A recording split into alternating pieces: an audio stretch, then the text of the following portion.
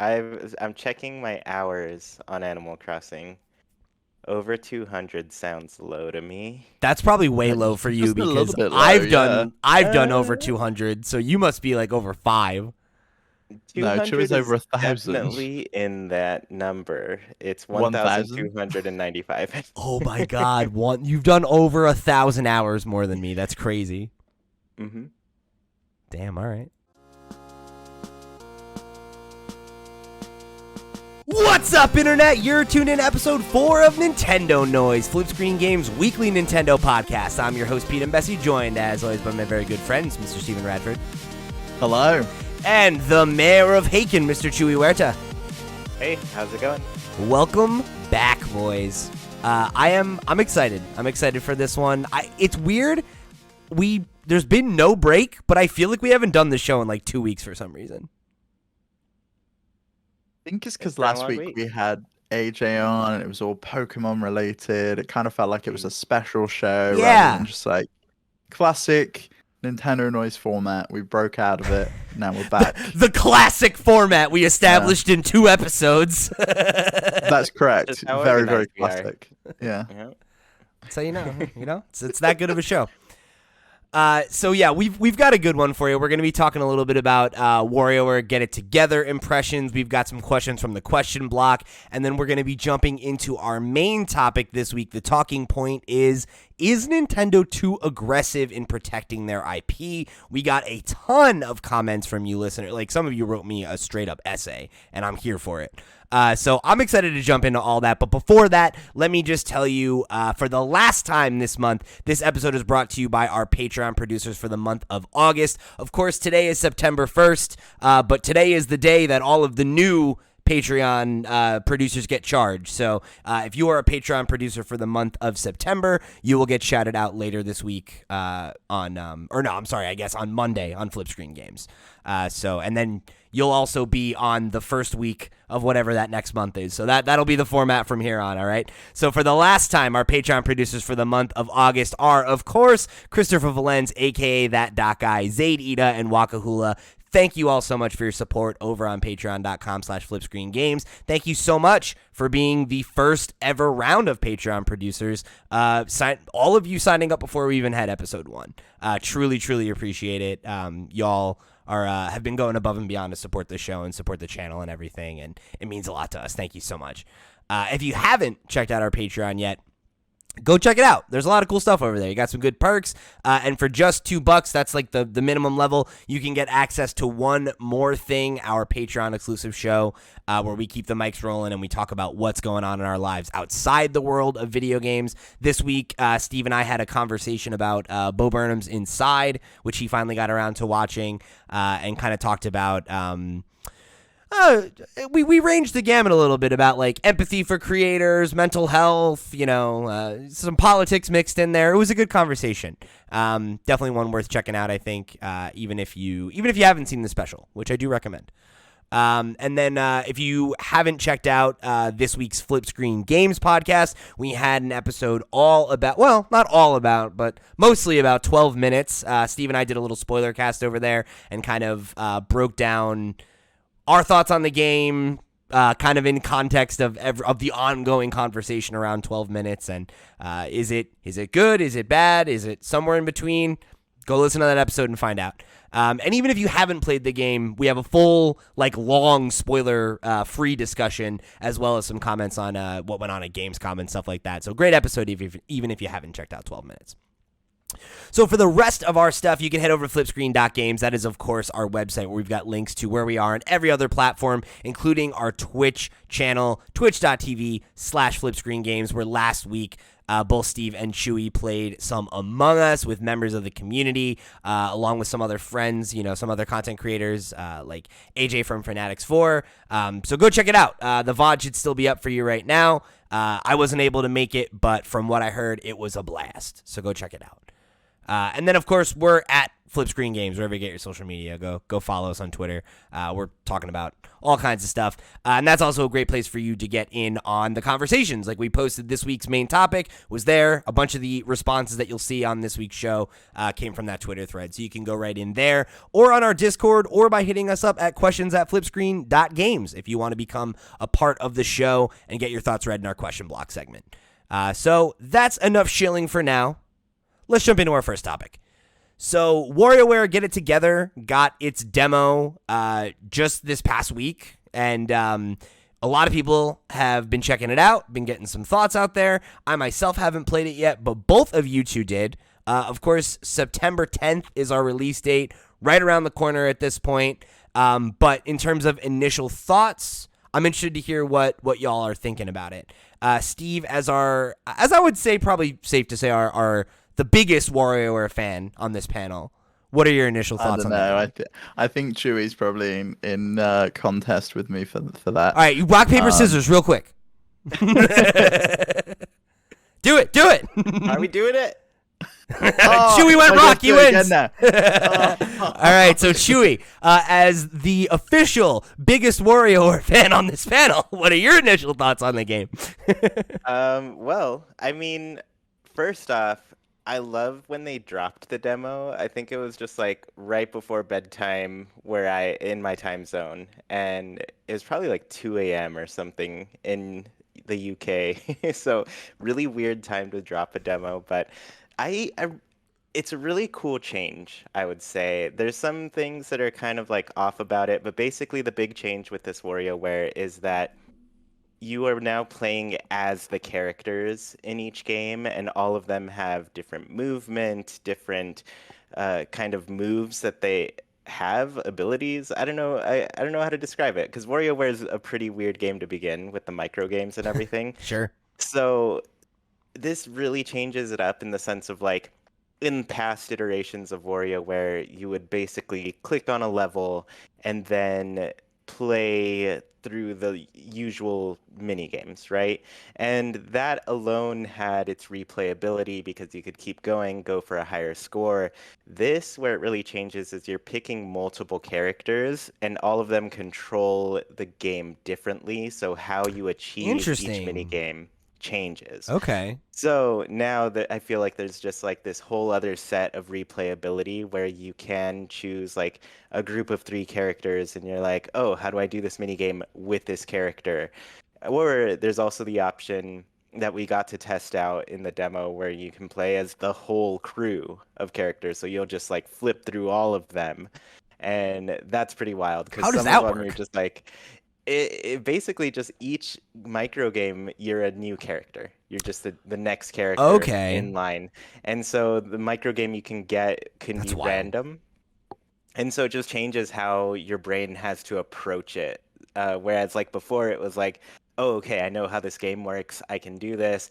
Now it's like, oh, I know how this game works, but I don't quite know how it works with this character. So you're kind of just like flipping through characters and each one changes on that level. So I don't know. I'm really excited to get the full game and see how much further that goes, because we only got like, a small set of characters and a small set of games, but I can see that getting really chaotic by the end of it. Yeah, definitely. I mean, it's important to say each character, as you touched on, is very different. But to give you some context, Pete, some of them, for example, can't move, like they're fixed in position, and maybe you've got to shoot like a grappling hook to be able to attach onto a certain element in order to be able to move that character. Okay. There's one that's just constantly jumping, and you can't stop them from jumping. And so there's some where there's like one in particular with the jumping one that it got me every single time, which is like pick 5 and you're only meant to collect like 5 of the items, but the character would like jump. Or there's one where you have to leave like the candy in place, and I would constantly always knock it off like all the time. I don't think I ever successfully once completed that mini game. But I agree with you, Chu. This game is delightful. It was really nice. I played it entirely with my partner. I think that's probably how I would play this game, or I think it would make a really good party game if there's a bunch of people around. You just kind of do it in a cycle where You know, two of you play at once, and then you swap out, and you will try and get the high score. Mhm. It's just really fun. I'm But the really different glad you got. characters, Oh, I was gonna say, I'm really glad you played it through like multiplayer because that's another cool thing. Like we never got to play multiplayer quite like that, you know? Like you could take yeah. turns with the game and everything before, but this one it's like both people are on screen, and some of the games you're just like, okay, maybe only one person needs to do this one because it But can that's get definitely really the case. wild. Yeah, So this is cool. Yeah. I have a demo up on screen, so I'm getting a sense of like seeing a specific minigame being played by different characters and seeing how it changes. So if you're Mhm. not watching on YouTube, or if you've never watched on YouTube, we often show footage alongside. So you're getting a little bit of extra if you're here on YouTube. That's really cool. I mean, I feel like that adds a ton of like I don't want to say like replayability, right? Because obviously, like they're all micro games and everything like that. But like, I could see how that would help keep the game fresh, even if it well, was a game that was in heavy rotation. You know? I think it does add replayability though, because you don't get all those characters at once. At least you didn't in the demo. You had to play Mhm. them, play it through, and I'm presuming in the main game you'll have to get to like a certain high score in order to be able to unlock the next set of characters, and then you can go through and play all of those micro games again. And I think they said can't remember how many it is, but I'm sure it's about 200 games or something crazy Mhm. the new WarioWare. That's a significant number of games to then have, say, 5 or 6 different ways to approach that puzzle and ways to approach that. Um, and some of the surprises that were in there, one in particular for me, there's like I don't know if you got it, Che, there's like a Splatoon micro Yeah, I game. did. Mhm. And you just have to go to one side or the other of the screen to determine who won the match of turf war, and then you just get like the usual like bubbling up Splatoon sound. It made me smile so much, and I'm looking forward to seeing what else they've put in there, because I think I saw on Twitter someone said there was an Animal Crossing one, but I never got that one come up when I played through. Yeah, So yeah. I'm really looking forward to seeing what else and what other surprises they've got in there for people. But it also looks like there's a bunch of other modes as well within the game, aside from just this classic party mode that WarioWare is known for. It looks like they're also Mhm. adding a bunch of other modes. And at least in the UK, it's one of those cheaper Nintendo games. It's only £39 in the UK. So it's actually a pretty decent deal, I think, for Must the game. be nice. Very nice. Very, very nice. Chewy and I over here, Americans subsidizing every other country's gaming habits. No big deal. No, I'm just kidding. Mhm. Of course. It's funny. I've had a few friends mention this to me now and be like, "Oh, I want to get this. I want to play it." And I'm like, "All right, cool. Like you should get it, or if you're actually serious, I'll get it." Like cuz I just don't want to play this by myself. This seems like a game you need I to get you. play. You got to play with your friends, you know? Yeah, I mean, I get that, but I mean, I've enjoyed all the other WarioWares by myself too, so it's fun. And then it's funny, there's kind of an intro clip that it plays when you turn on the game and everything, and there is a reference to what's that little bird called, like Pioro or something? It's basically like the birds and beans bird that shoots its tongue up at an angle to catch the beans before they fall and destroy all the platforms and everything. I really hope that mini game makes an appearance because that's another little fun part to WarioWare games where you just get all of these really funky side mini games that you can fight for high scores with. Oh So, shoot! You know what? It's funny. So like I said, I'm looking at footage from the demo, and I just paused on a screen. It says, "Oh, it's got Nintendo classics," and I see the Animal Crossing game that you mentioned, Steve.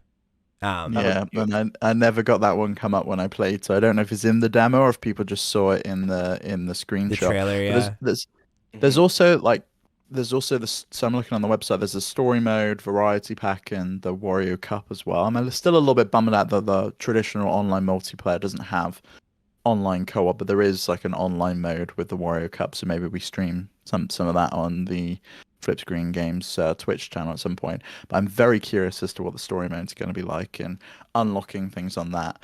That seems to be the way that they're making you unlock the characters and also unlocking more Hmm. micro games. Um, so there's 10 characters in total and I think we only got 5 in the demo that you could play. So there's 5 more as well. And even with the 5, all of them felt so different. And I'm very, very interested to see how different what the other 5 in that crew are going to be. Yeah, for sure. And I wanted to say back when you mentioned Kat and Anna, who are always jumping, they're the worst. That's like playing the game on hard mode. It's Yes. so hard.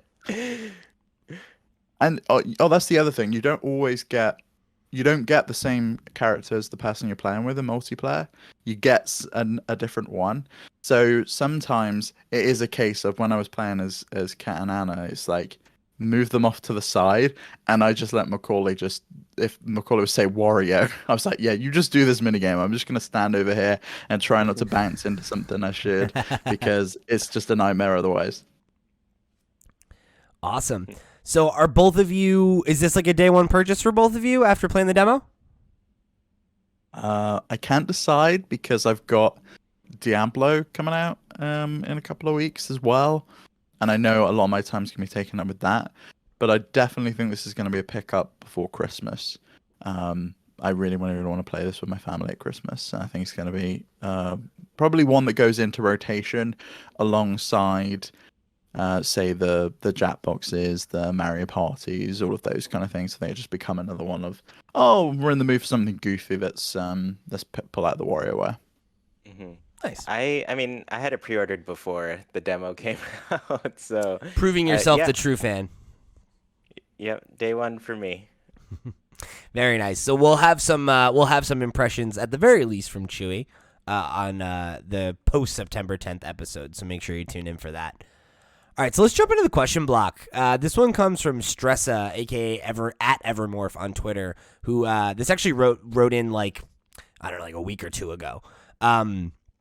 And asked, what would you like to see in a new Kirby game? We've recently gotten Yarn, mech suits, super suction, and the power of friendship.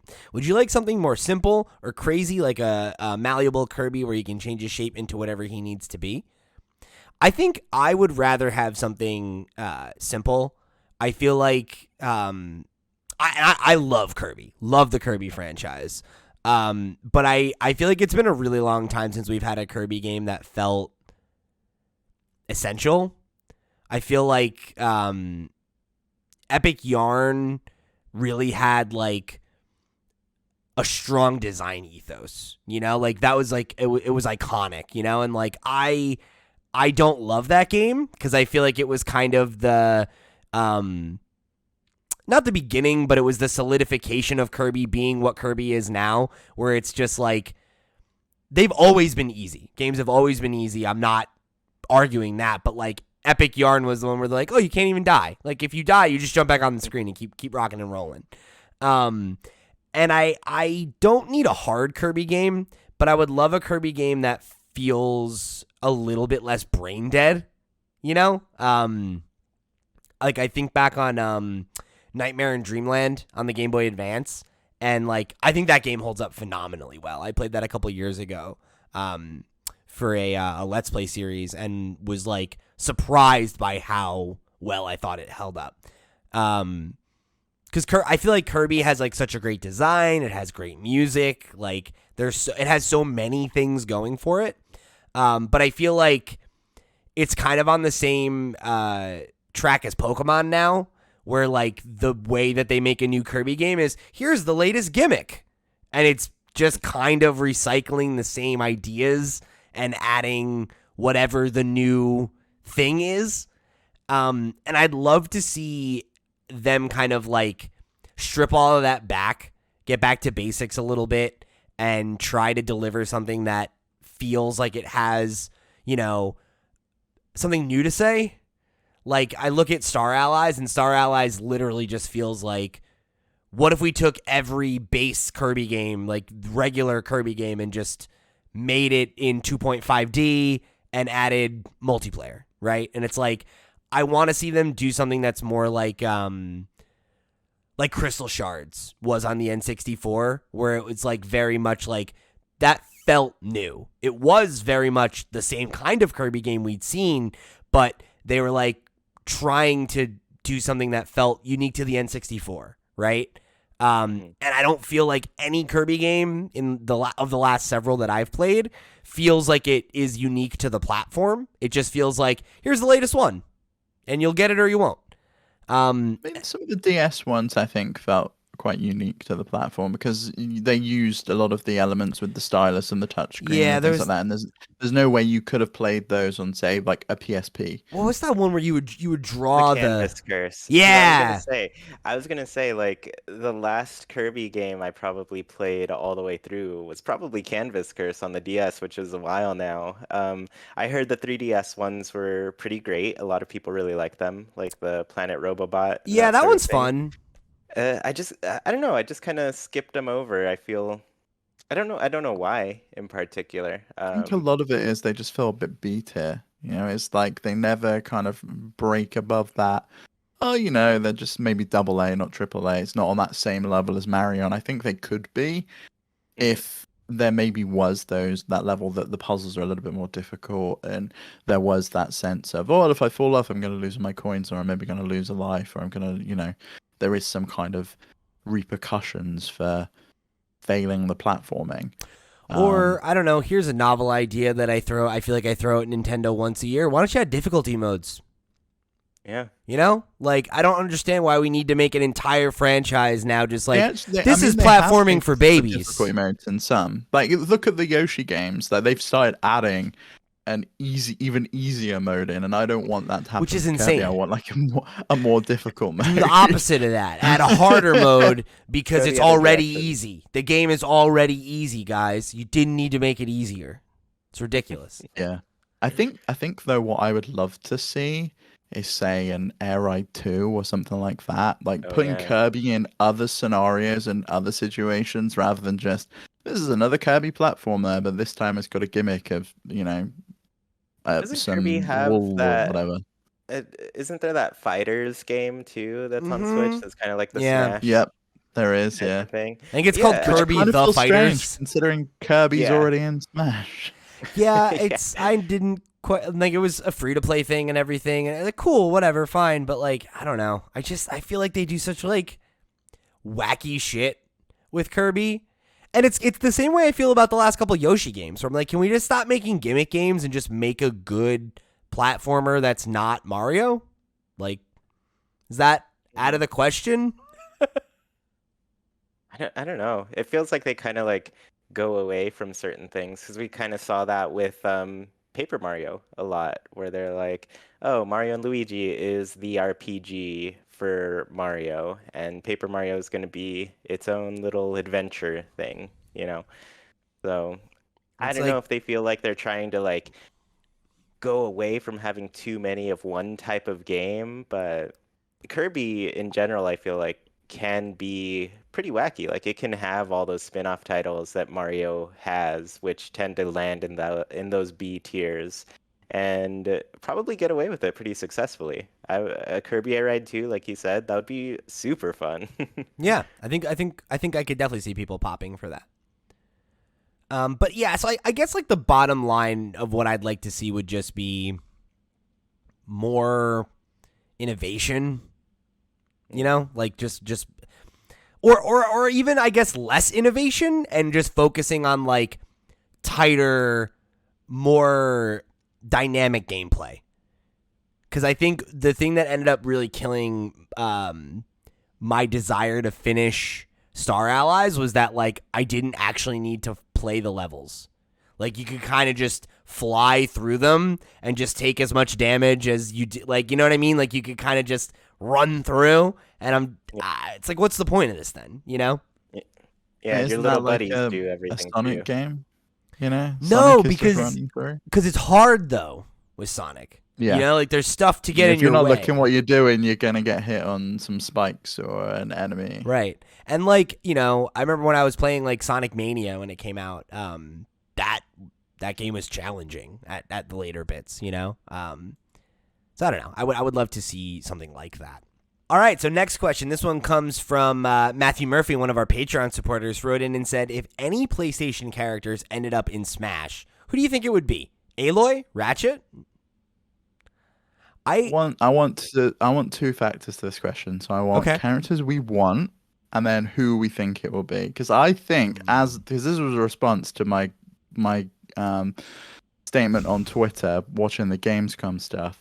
Now that Aloy's going into Genshin Impact, and she's already been in Monster Hunter and God knows what else. I said, is there any game that she hasn't been in at this point? And you replied to me, Smash. And then Murphy said, came in with this question. So I think it would be Aloy. I kind of think they see Aloy as their prestige premier character now that Nathan Drake's kind of gone to the wayside. But I want it to be someone else.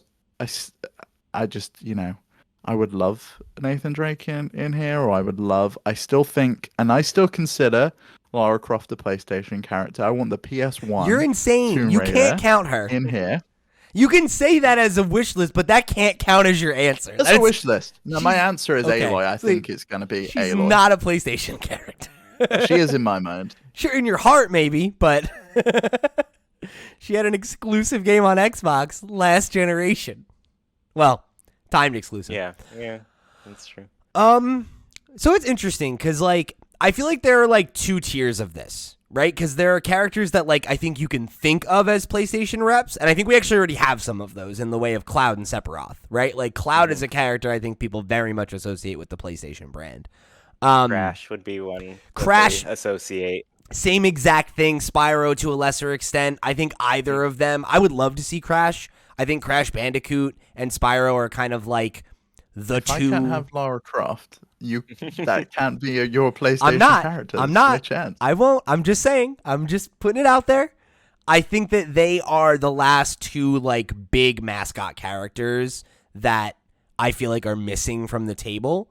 I mean, people are saying Master Chief as well. Though is that's still true. Missing. Yeah, Chief would be another great one. I mean, I would love to see. Obviously, we have Banjo now, but like he's an Xbox rep, but like not really, like kind of, Are there any PlayStation reps? Because I kind of feel that Sony's out of this because they went and did their own kind of Smash competitor for a while. PlayStation All-Stars. Yeah. I don't think they necessarily want to be involved in this. Like Microsoft and Nintendo have that relationship. So if the final character is anyone that's from another platform, they're clearly working. Be a Master Chief. They're clearly working on All Stars Ultimate. Don't tease me, Chewie. Don't tease me. I would love that. So yeah, I think Aloy is an obvious choice right now. I mean, like, I think obviously Horizon was a big game last generation. It's got juice coming into the PS5 generation. I wouldn't be surprised if we see Aloy become more of like a front-facing character for the PlayStation brand. That said, I also feel like Ratchet isn't a bad choice. Like, Ratchet obviously fits the world of Smash a little bit better. But I think another really obvious choice, and maybe a better choice than either of them, because the character has had longer roots with PlayStation, is Kratos. Like God of War was one of the marquee, and granted it was like the last game on the PlayStation 2, but if you asked, a diehard Sony fan, what are the must-play PS2 games, what are the marquee PS2 games, God of War would be one of them. And then it remained a best-selling PlayStation franchise all throughout the PlayStation 3.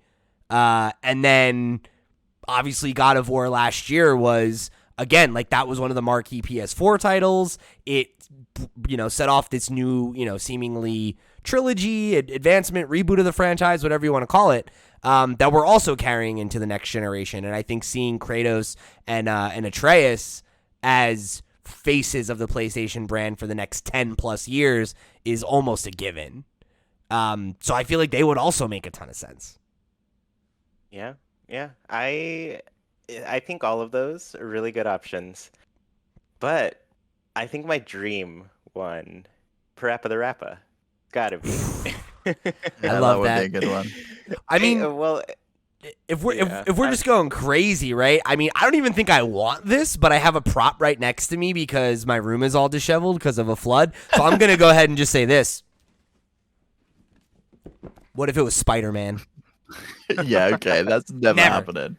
It's just as likely as Goku, which everybody always says they want. Tony Hawk! Oh my God, that would be amazing. Oh my go. god. I want Buzz Lightyear then from the original PlayStation 1 classic. Toy Story 2. Story He's 2. never been in anything else. Of course not. Of course not. Yeah. So I mean, I think Aloy or Kratos or Ratchet, I think are all the best candidates we have right now. Any of the three of them would make sense. I think What if I had to lean Astro Boy or Astro Boy. Astrobot, I don't feel like he has the juice yet. Like I like Astrobot, and I think he would be a good fit. it would be cool because then you could have all of his attacks be like PlayStation based and have it be like very PlayStation-y. But I don't know that Nintendo would want that.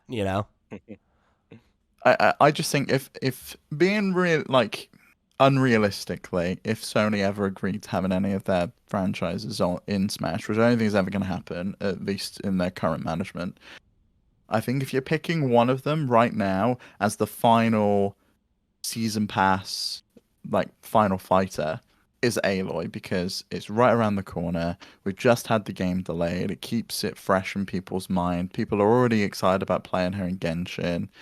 It's like, oh, I can play Aloy finally. It's that good advertising that they've been doing with other games within Smash, and people are still excited about Horizon, even though they've got to wait till February to play the game. I think that is the most likely situation if one is making it in. But as I said, I don't think any PlayStation characters coming into Smash. I don't think so either. I was gonna say too, they're already like fighting for dates with Breath of the Wild too, so might as well bring that fight over to Smash. Oof, man, I would love that. I would love to see Aloy get the invite, but we'll see. I'm not holding my breath. All right, so let's jump into our main talking point this week, which is going to be all about the ongoing question debate of, is Nintendo too aggressive in protecting their IP? So this one kind of came from the story around Metroid Prime 2D, which was a fan game that I think you can probably guess from the name, sought to take Metroid Prime, the Gamecube, the original 3D entry in the Metroid franchise, and bring it to 2D glory. I have some footage for you for it that I'll show you in a minute, but before that I want to read a question we got from one of our Patreon producers, Wakahula, that we'll kind of use as a bit of a jumping off point. So I missed the story, and I don't have any input regarding Nintendo's action, but I hope the devs consider doing something original with what they have. The game doesn't really feel like a Metroid game IMO, but more like a Shadow of the Beast type game. We need more 16 mega power games, especially on the Switch. So interesting, right? I mean, here I'll show some footage now, and I'll let you all weigh in on this story. So I had not. Well, I mean, I want to recap a little bit though. So like this was shown, and the footage that you're showing was from February of this year, so prior to the Metroid 2D announcement. So obviously of Dread, at the time, of Metroid Dread. Sorry. So obviously at the time, fans were hungry for a new Metroid game. The only thing that they'd had in recent memory was the remake of Metroid 2 on the 3DS, which obviously some people loved, some people didn't like, but it wasn't new. It wasn't anything fresh. But this team SCU released this demo earlier in the year, and they've been working on it for a number of times, for a number of years, and just saying that they were doing this as a passion project out of love. And then all of a sudden, I think it was 2 days ago as of recording, it came up on their website, prime2d.com. It said, "Hello, dedicated fans. This is an announcement you've been dreading. We've been asked by a certain games-related company to discontinue work on Prime 2D in its current form. We've removed the demo download and the soundtrack MP3 download, and we're currently in dialogue with that company to determine how best to proceed for both parties." So obviously they have been asked by Nintendo. It's pretty clear who would have asked them to take this game down. And I personally just think it's a real shame that this incredible project by a small team of fans is gone, and will likely never ever return online, and it won't be finished because how could it be? Yeah, I mean, my hope would be that we see something similar to what Wakahula said, where like maybe they can kind of take it and create something new with it. Like that has happened before. I'm forgetting the name of the game right now. But there is it's like right on the tip of my tongue. It's an indie title, something Planet, that it was originally a Sonic fan game, and it ended up Freedom Planet, I think it's called. Freedom Planet, yeah. And they ended up developing original characters and creating an original narrative, and kind of just taking the work they had done on that fan project and kind of and making it its own game. I mean, what I learned from Sonic thing before. What was that? That's really cool. I mean, I was just saying, I had no idea that was a Sonic thing before. That's cool. Yeah. What were you saying? I mean, I learned from Ray in the Discord that Sega are totally fine with fan projects as long as they don't get commercialized in any way. So I guess in terms of Freedom Planet, if they wanted to sell that game and commercialize it, then that would have been the case. Yep. Yeah, that's what I'm saying. If it was a Sonic project, they could have released that for free, no problem. But they would have had to change it in order to commercialize it, which I guess is what would have happened there. But it's not like if, say, I made a fan Sonic game tomorrow and put it online, that they're going to come after me and take it down because they see it as just a fan project. It's basically fan art in their eyes. But if you then start selling it, then they'll have an issue with it because you're violating their copyright. Yeah, and that was. Oh, go ahead, Chewy. I was literally having a discussion with friends about this in regards to like using some small meme clips in a video, for example, and they're like, "Oh, is this okay?"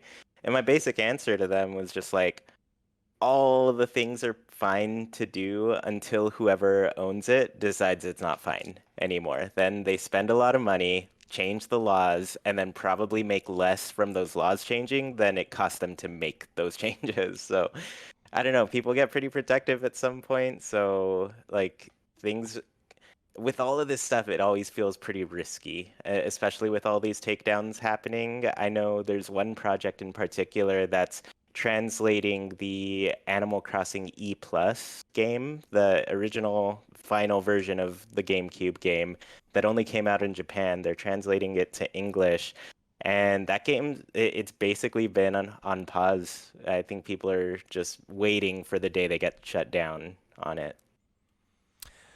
And it's frustrating. So, I mean, like, my initial thoughts are, yes, I do think Nintendo is probably too aggressive in defending their IP. And, I think the comparison that Steve made to fan art is kind of the one that always comes up in my mind is why is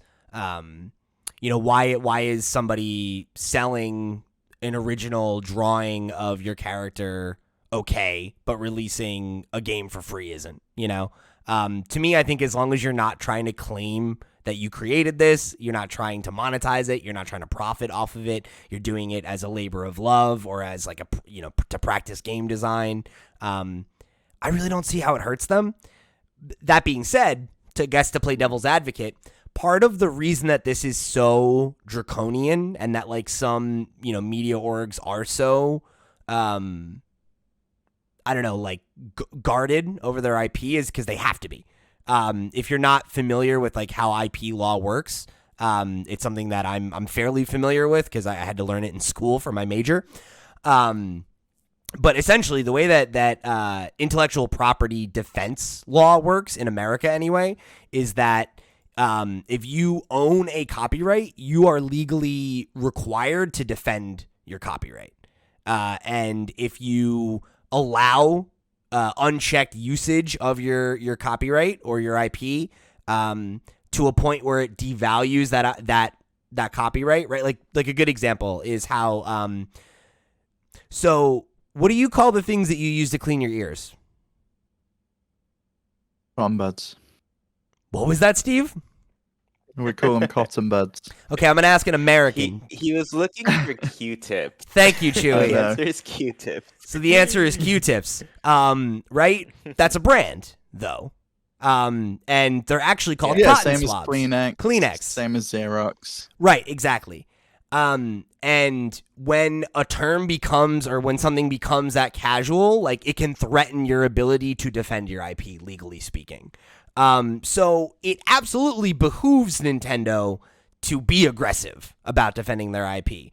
And they're well within their legal right to do so, right? So we're not here to have that debate. I always see that come up when these things happen. There's always a reply guy who's be like, well, legally speaking, they're well within their right. Of course they are, right? Of course they are. They own the IP. They don't owe us the carte blanche to make whatever we want with it, right?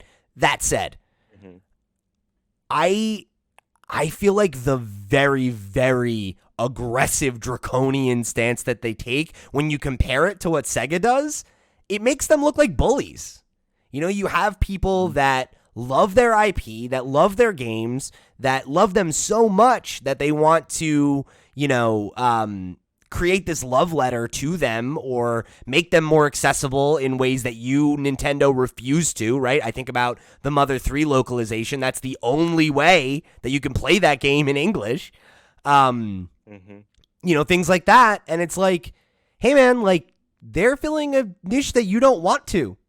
And like, if Nintendo was like, when they had that, when Samus Returns came out, right? And there was that remake project that was going on and they shut that down. I was like, okay, this sucks, but it was something that was directly competing with a product they had intention to put out.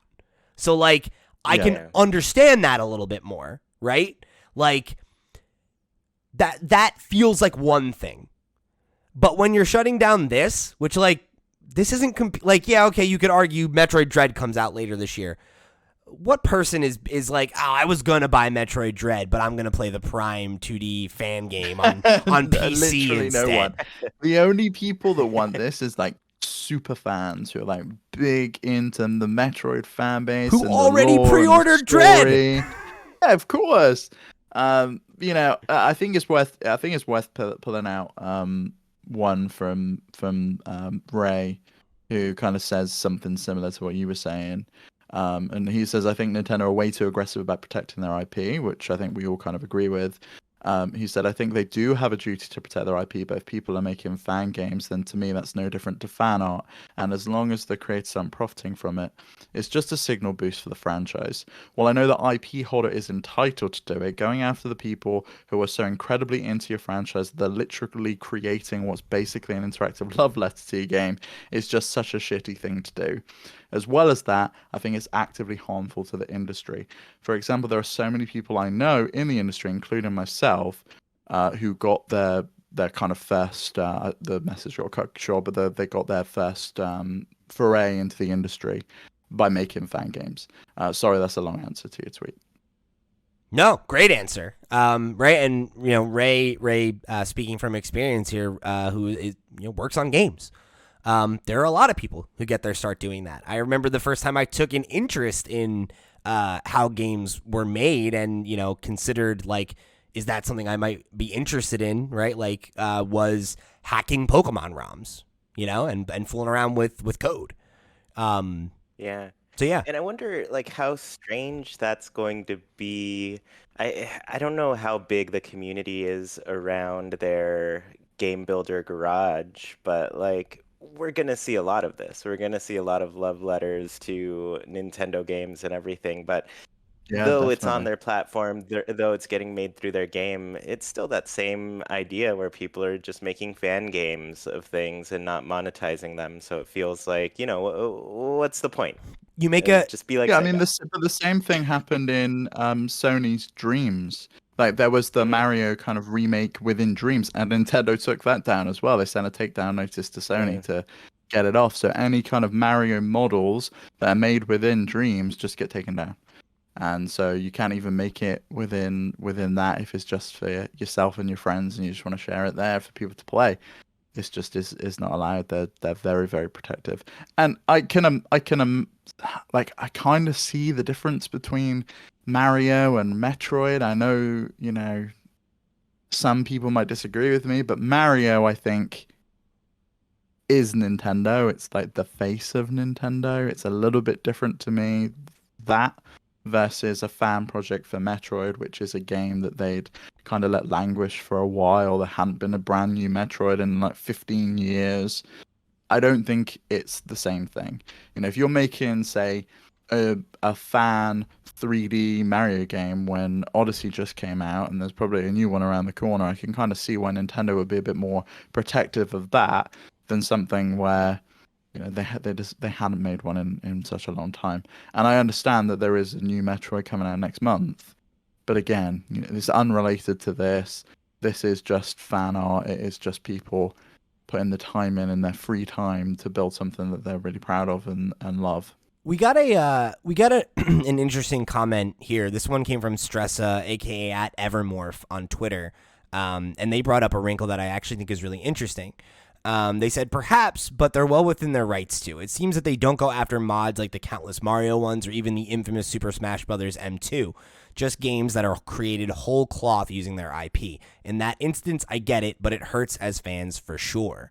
I thought that was interesting because the Smash bit that they brought up, right? Like, are y'all familiar with the Super Smash Bros. Brawl mod? I forget what it's called. It's M2, but there's like a sub name for it. It's like right on the tip of my tongue. I don't remember the name. Yeah. But you know what I'm talking about. Yeah. And it puts characters that were removed back in. It changes some of the move sets and everything. Like, it's a really significant change to Brawl, and definitely one that I can't believe I can't remember the name of it. It's like killing me right now. Somebody, I'm sure Doc is at home like screaming at the monitor or whatever. But it is interesting how they don't seem to be as aggressive about mods and yeah, and like, what about Pokemon Showdown? Like, yeah, why is that still I have no idea how Pokemon Showdown is a thing and why they don't care about it. But and everyone plays it. It's basically its own game on Twitch. Everyone plays Pokemon Showdown, and they've not taken it down or had anything to say about it, really. Yeah, and maybe that's because until one day they make their own competitor and they announce it, and then Pokemon Showdown's no more. I mean, that would be fine then, though. I mean, frankly, like, I love Pokemon Showdown, but I feel like even the Smogon community would be like, yeah, fine, like, go ahead, give us a free, please. But I don't know. It is interesting. I'm wondering if maybe the Pokemon Company has something to do with that, because they know how prevalent Showdown is to the VGC community, that like most competitive Pokemon players use Showdown to practice and to like test teams before get they their build builds them. going. Yeah. Mm-hmm. Yeah. Oh, well, it's funny because recently they did take down a portion of a tournament because they were going to use a modded version of Smash, like the Project Plus portion. Project M. That's what it's called. Yeah, Project M, right. So the tournament's called Riptide, and there's gonna be like Smash and Splatoon portions of it, but they did have to cancel. I think it's in like less than 2 weeks now, but they did cancel. They got rid of all of the Nintendo stuff, right? I think the Splatoon stuff's not there too. They've decided that because of this, they're not gonna have any Nintendo competitions or tournaments whatsoever. I'm not sure with this one. There was one kind of maybe last year or so where they canceled. There was a mod that let people play, I think, Melee online, right?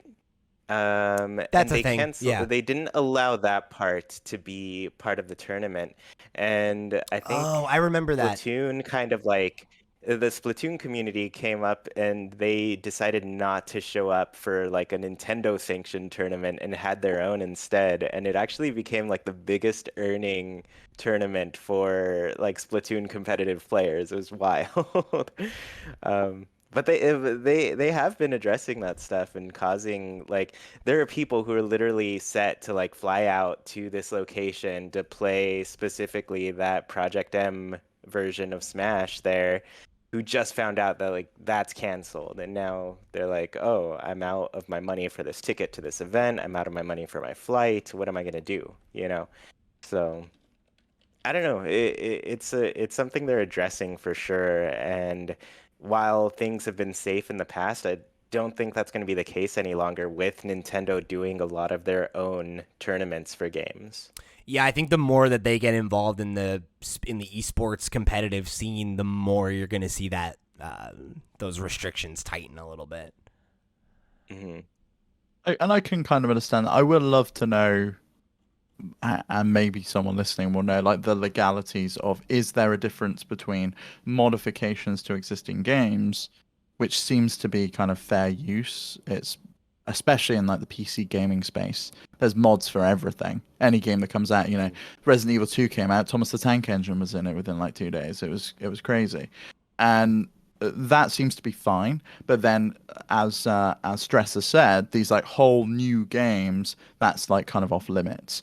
Is there a legal difference? And if so, what's Nintendo's justification for shutting down the Project Plus stuff versus obviously Prime 2D being its own standalone game? Like why was Project Plus shut down if all of these other ones are still allowed? I would imagine, and this is totally me speaking just off the cuff, so if somebody does know or can speak to that legal difference, I would love to hear you write in to next week's show. But I would imagine that modifying software that you already bought is legal, right? Like that's like, because you bought rights to use that software, right? So like, why can't you mod it, right? I guess you could argue that putting the mod and making it available for other people could be something that they could go after, but whereas like making a brand new game is very much like you're illegally using someone's IP, right? Like that just is what it is. And I guess Project Plus probably injects new models into the game, so they could claim that Project it's Plus transformative. adds in it's adding in, say, even the model that you're using could be ripped from another game. Like say there was a Metroid model in there that's from Prime that could have been stolen and then put into there. Even if it is a brand new model created by fans, it's still based on one of their IPs, so I guess they could claim that as well. Or like using the name, right? Like using the likeness of Samus. Like are there like, are they remixing any of the music from the original game? Like all those things are things that you'd be violating IP law. And you can't really make a fair use argument or anything like that because it's not, right? Like you're trying to make a new product. Yeah. And I never read Bandai Namco's whole long legal spiel that they have you sign and agree with every single time you turn on one of their games, but it's probably in there. They're like, don't do this. Yeah. Right. And the latest ones, they make you scroll to the bottom before you can even click A or like open a window, and then it's like you have to open the window in order to be able to agree to these terms and conditions. It's like, dude, I don't have a legal degree. Like I can't. Like even if I did read this, I wouldn't understand it. Like, please, that's a whole other legal conversation to be had. Of like, why are those allowed? That's insane. But hey, it's where we're at. So I'm going to read some more comments from the listeners here. This one comes from Trendy Brendy, another one of our Patreon supporters, who said, I think it's short-sighted of them to be as aggressive as they are. Passionate fans are a resource they ought to take advantage of before someone else does. Shutting down projects like Prime 2D and Smash Project Plus streams can only hurt Nintendo in the long run. I generally agree with this. I don't think it's actually something that's materially going to hurt them a ton. Kind of similar to how, like, when there was that whole ongoing controversy with, like, Fortnite and, Sony and not wanting to allow crossplay and all that stuff, right? It isn't until there's a market pressure or imperative that these companies really react. And I don't think that shutting down fan games is going to make somebody not buy Metroid Dread, right? Maybe some people, but not the vast majority. I think the only way that I can see it really being a problem is in the example that Chuy gave, where like competitive players are like, no, we're not going to do the Nintendo sanctioned events. We're going to do our own events because the money's better. We're more free. Like we have more control, all those kinds of things, right? Like that does materially hurt Nintendo, right? That can cut them out of profits that they could be making in the competitive space, in the esports space, because they don't want to play nice. Yeah. All right, so this next one comes from Olaf, aka Yarno, one of our Discord members, who wrote in and said, in my opinion, fan games are there to keep the franchise going. If your franchise gets a fan game, then you know there's still an audience for it. There are two sides to it. First is the side of the consumer, where fan games are a way to keep playing a new game in your favorite franchise. The second side of that is of the developer. And by that, I kind of see them protecting the franchise because as a consumer, there is now a way to play a game from the franchise for most of the time free, which may take a bit of the fan base away from actually buying a new game. I get that they're trying to protect the franchise. However, what Nintendo does is a little too much, though, because they literally remove almost everything that comes online, which has something from their IP in it, which is sad for people that make it because it mostly has weeks worth of work into it. Or years in the case of Prime 2D. Like they spent a very long time in it, and I don't. Maybe that's their justification that this is why when they send out the legal shit that, we can't have these free games out there because it's using our IP and people play these rather than the official ones. But as we've discussed, I just don't see that happening. I really don't think people choose to play these free fan games over, say, a new official Nintendo sanctioned game. Why would they? They want to see what's new and fresh from the people that actually make the games. And it's really disappointing. But having said all of this, like, I don't know if you remember Chuy and Pete, like, they have got better over time. So they used to be like this even with YouTubers or creators online, how you had to join the Nintendo, was it like the Nintendo ambassador or and give them a cut of your revenue program. Yeah, and then they got a cut. Yeah, they got a cut from your cut on YouTube, and then like you got, I don't know, so it's like 70-30 split on YouTube with YouTube. Of the 70%, Nintendo would then take 50% of it or whatever it was, and then you'd get the rest. It was crazy. And the other thing that was crazy, even if you just had music, they would send a takedown. They would claim copyright on that video unless you were part of this program. And the crazy thing too is that I might be wrong on here, but I'm pretty sure that the only way you could join the program was if you only did Nintendo content. So if you had like whatever else on your channel, like you weren't able to apply. So they had two options.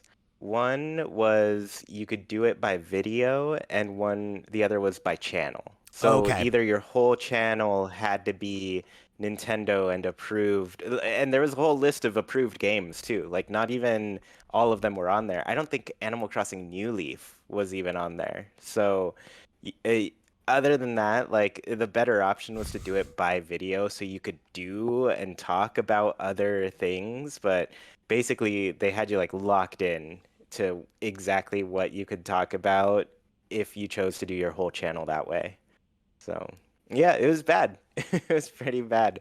And it was a really recent change. I want to say it happened either 2016 or 17. I don't know if it was like before or after the Switch had come out. It was definitely post-Switch because I posted a few Splatoon videos on YouTube and they got taken down. I was gonna say I think it was 2016. I think it was during, or no, I guess it would have been 2017 then, like the first year of the Switch. Yeah. It happened right at the end of one of those years. And after that, it was like, oh, cool. We can actually do video game coverage for Nintendo normally rather than whatever was going on before. So, yeah, it really weird decisions by them constantly regarding their IP and how it's shared. But it is loosening up. But other ways, I just see it like tightening too. I don't know. I think this next comment was one that definitely resonated with me. This was from Pat Green on Twitter, who wrote in and said, I wish they would just do the Sonic Mania thing sometimes. So for those of you who aren't familiar, Sonic Mania, I would argue, is the only good Sonic game that's been made in the last, I don't know what, since Sonic Generations, maybe? Like, I mean, Colors seems to be well received and is having a remaster, Pete. So that's an old ass game, though. Oh, really? Yeah, it's, Colors. I don't know when's Generations come out. I was gonna say Colors was the last good one in my eyes. Colors was, I think, on the Wii. It's a Wii game, and I was gonna say, I think Generations came out after that, like right after that. So either way, right? It's been a minute. right? Like Long it's time ago. yeah, like there are large. Still less time than people want in a 2D Metroid. You're definitely right about that. But there are large droughts of good Sonic games. And I would argue Sonic Mania is probably the best Sonic game since, like, the Genesis. Like, since Sonic 3 and Knuckles. I really enjoyed Sonic Mania. And Sonic Mania was a fan game. And it started as a fan game. And the creator, I know he was tapped and worked on the phone ports that they did for I think Sonic 1 and 2, and then got the chance to make Mania a legit game. And it was a smash. Like, it was a huge hit. Like, that everybody loved that fucking game. And obviously, right, like, not every fan game is going to be to that quality. I'm not saying that Nintendo should just go out and start writing checks to every fan team that wants to say, we're working on a Metroid game, right? But, like, I don't know, like, Well, some of these are... Here's a question. Go ahead, yeah. Like, we do have those examples of people who are doing kind of like odes to a game. I'd say like Wargroove, you know, where Sure. we're really missing an Advance Wars style game. Here's Wargroove. Nintendo was completely cool with that. Put it in some indie world things. I think back then it was still the Nindy Directs, Yeah. since they changed over. But I guess like, how many of these fan games just get like reskinned and they're like, okay, if we can't do this Metroid thing, we still have a lot of really good game here. How about we just remake it as something else? And I guess is that a bad thing sometimes? Because then No. they can make money off of it and still put something cool out. Sometimes it's the birth of a new IP as well. I mean, this is what Wakahula was saying right at the top. You know, you take it, you don't waste the work that you've put into it, and make something new with it. I mean, obviously there's going to be a lot of effort. The music's going to need redoing. You're going to have to redo all of the sprites for the main character, the levels, the enemies, all of that stuff, because it is all Metroid based. But you know, there's still a lot of good stuff in there that they could potentially take and make either a new IP or work with someone who's got an existing IP. Yeah. That wants this style game. Yeah, and I totally agree with that. Like, I don't think that's a bad thing, Chewy, but I would argue it's a bad thing for Nintendo, right? Because it's like, if they made this game and it was great and people were like really jazzed about it, right? Like, imagine Nintendo's like, oh, cool, right? Like, oh, this would be a great thing to put out 2 years from now after Dread, before Prime, or something like that. It's like a promotional thing. Like, cool. Why don't we write you a check for a couple, here's some money to finish it, and we'll give you some, we'll give you a hand with it or whatever, right? Rather than, oh yeah, this is really going to muddy the market and compete with Dread. You know what else will muddy the market and compete with Dread? A new IP that is just Metroid, right? Like, just saying, like, look at Axiom Verge, you know? Yeah, it feels like they've got the opportunity to support something rather than squash tear it down and create a competitor. Yeah, right, exactly. But they do the exact same thing with Axiom Verge that Chewy was talking about with Wargroove. They support it. They took that game and they support it. They put it in all of the indie directs. It's been highlighted on the front page of the eShop. Like, they love that game. It was a smash hit success for them. And I can Axiom only Verge see 2 that they got that one more thing moment. Exactly, yeah. And you have to think some of that success must have been part of the reason why Metroid Dread finally actually saw absolutely the light of day. Yeah. You got to imagine. Like, I don't know. I think it's same with Wargroove and the Advance Wars port. Right? Yeah, a couple years later. We're getting it. Yeah, definitely. All right, so I'm third game 2022. Yeah, I mean, fingers crossed. So I'm gonna let one of our Patreon producers, that Doc guy, get the last word here, and then we can get our final thoughts.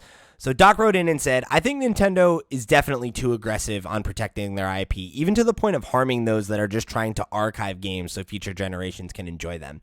That is to say, as much as I appreciate and respect Nintendo for giving me 25 years of enjoyment, I'm still going to pirate the shit out of their retro games. Can't blame you. There's not a legitimate way to buy that software. Yeah, I mean, I can't condone piracy on our podcast, unfortunately, but I will say if there is no other way to enjoy that game that you're looking to play, sometimes it is the only option. And I think most Nintendo fans have got to the point if they haven't been able to play a game or haven't been able, maybe they probably own the game on other platforms, but want to be able to play it in a more convenient way. Fun fact, that's actually legal too. The ROM at some point. That's legal. You're allowed to do that. You can back up a copy of a game that you've paid for. It's when you distribute it that it becomes a problem. So, yeah, I mean, and I think that speaks to the broader point about the way that Nintendo handles their IP, and that like sometimes it's genius, right? Like they are very good stewards of very certain IP. And then there are a lot of other choices that they make that I just have a hard time understanding, right? That being one of them, where it's like, I think the biggest reason that Nintendo piracy is so prevalent is that they do not allow you to buy these games. Like, it's not that hard. I bought Super Mario World like 10 times in my life. Well, I mean, bring it back round to Metroid. They've been advertising on Twitter like the Metroid timeline. Here's the history. Here's all the games you need to play. You can only play 2 of them on the current console. You can't buy them on anything else. It's crazy. It's like, oh well, I want to play Samus Returns on my Switch. Oh, sorry, you can't do that. But if you go buy a used 2DS or 3DS, and then you can play it on that if you can find a cartridge. It's like, oh come on, this is ridiculous. They are dropping some major spoilers. Oh God. What a time for him to have frozen right there. They are dropping some major spoilers. Well, it's just, yeah, I don't know if you followed like the No, we missed Metroid that. Just repeat things that yourself. Oh, you want me to repeat myself? Yeah. We missed dropped it. out. So just say like, and they've been dropping some major spoilers. Go from there. Oh, okay. And they've been dropping some major spoilers for Metroid lately too. Like, I'm pretty surprised to see some of the stuff that they're putting in there, because I'm like, do you want people to play these games? I mean, obviously, like you said, Steve, No. they've only have 2 of them on the Switch currently, so you can't. But I don't know. I feel like they're at that point where they don't expect people to play these games. They don't expect people to be interested in going back to these games. At least that's like the vibe they're giving off, and you're just like, wouldn't it be cool if they didn't want people to play them, do some fun way to do it, like a web comic or something like that. That's like fans who already know the story can get that and love it and maybe treasure it and keep it, but people who don't know the story can recap in a fun and interesting way and not have to just be spoiled in a tweet. Steve, you hit the nail on the head there too with something else, right? And it's another extension of the IP thing. You look at like the late 80s and 90s, there were Nintendo comics, there were Nintendo cartoons. They tried their hand at making a Mario movie, which obviously went pretty poorly. But it's like now, it's like, when was the last time that there was an official Nintendo comic? Like, it's been a minute. they had the Splatoon one in Japan, I think. Right, and that was what? I have a copy of. I have one of those, like in English, but it was on the Wii U. It's Splatoon, not Splatoon 2. So this generation, there's been nothing. 2014, maybe. Like, great. Next month has an Animal Crossing one coming out. That is true. Yeah. And it's like, But I mean, like, we all want that Metroid movie with Brie Larson, right? dude, yes, absolutely. If there are 2 things or 3 things, I think that, and as somebody who doesn't even really fuck with Metroid, right? I'm not a Metroid fan. I think a Metroid movie, or an animated feature, or even maybe an anthology series, whatever, or a comic book, all of which that have no dialogue. I want no dialogue. Like, maybe if it's a comic, we have some captions, like with some of Samus's like internal monologue or whatever. But like, make it a like basically silent but super colorful, action-packed, like very lonely, eerie, isolating in any of those so genres. You want like a sci-fi version of A Quiet Place. and You want Samurai Jack? She's just Yes. on her own. No, yeah, that's it. You nailed it. I want that episode of Samurai Jack in the last season.